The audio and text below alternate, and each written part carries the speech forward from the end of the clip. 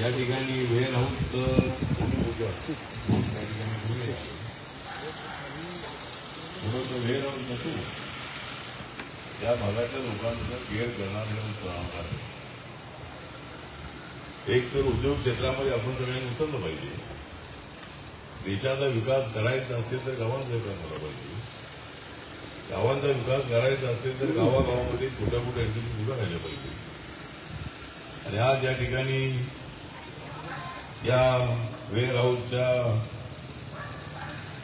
कार्यक्रमामध्ये हे संचालक आहे याशी तांगट आहे, दीपक रोंडे, प्रशांत मांडेकर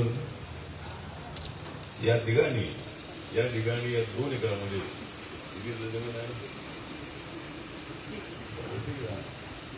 सध्या 1 एकर आहे, नंतर अजून 1 एकर तर 1 एकरामध्ये वेअर हाऊसचं भूमिपूजन या ठिकाणी केलेलं आहे.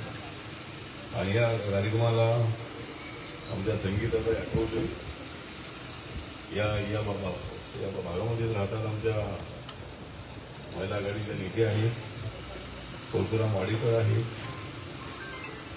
त्यानंतर अतुल दांगड, राजू ओसवाल, उमेश कांबळे, विशाल शेळके, बाबासाहेब भोसले,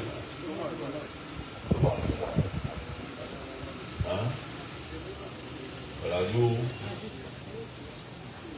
राजेश बराटे, नगरसेवक अनेक मान्यवर या ठिकाणी सगळ्या मान्यवरांनी उपस्थिती होती. असा कार्यक्रम होतो आहे. आमच्या जिल्ह्यामध्ये समाजाने कार्यक्रम आहे.